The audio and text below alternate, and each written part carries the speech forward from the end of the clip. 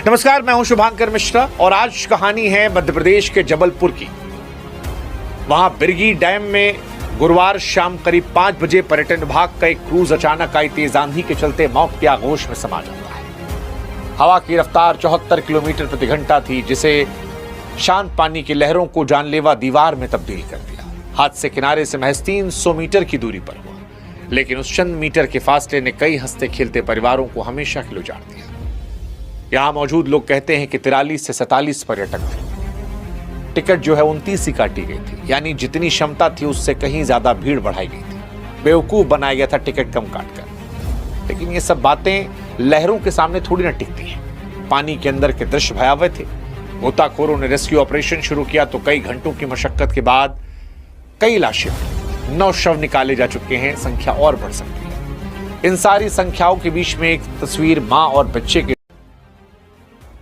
मानो जैसे मां ने तय कर रखा था कि जिंदगी जाए तो जाए, लेकिन बच्चा नहीं छोड़ा जाएगा। इस मां के पास बचने का मौका था, उसके पास लाइफ जैकेट थी, लेकिन उसने खुद को नहीं, बच्चे को बचाना चुना। और इस बचाने में वो खुद भी मर गई, उसके बच्चे की भी मौत हो गई।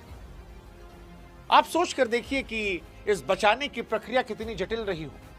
पानी ठंडा रहा होगा, शरीर जवाब दे रहा होगा, सांसें टूट रही हों, लेकिन उसके हाथ नहीं ढीले पड़े। मौत आई, लेकिन वो मौत भी इस बच्चे को उसकी मां से अलग नहीं कर पाई। और इसीलिए ये दृश्य सिर्फ दिल नहीं तोड़ता, बल्कि सवाल खड़े करता है कि अगर सुरक्षा के इंतजाम वाकई पक्के होते, अगर नियम कागज तक सीमित ना होते, तो क्या ये तस्वीर रहती? क्या इनके जैसे जो औरों की मौत जबलपुर में हुई है वो होती? और असली सवाल यहीं से शुरू है, क्योंकि कहानी कोई भावनात्मक कहानी नहीं है। ये चूकों की परतें खोल चुकी कहानी है, जिसे हम और आप अक्सर नजर। देखिए, हम और आप जब घूमने फिरने की बात करते हैं तो अक्सर उन जगहों पर जाते हैं जहां सुरक्षा छूट जाती है, और जबलपुर में यही हुआ है।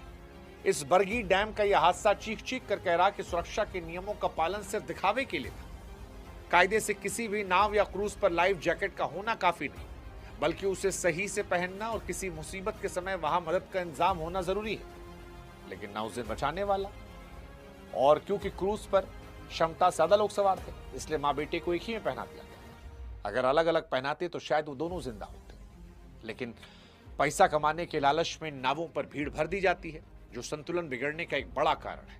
43 से 47 लोगों का उस क्रूज पर सवार होना, जबकि आधिकारिक रिकॉर्ड में संख्या कम दिखाना यह बता रहा था कि प्रशासन की नाक के नीचे एक अलग खेल चल रहा था। अब जब वजन हद से बढ़ा तो नाव का संतुलन डगमगाया। 74 किलोमीटर प्रति घंटा की रफ्तार चलने वाली हवा ने पलटा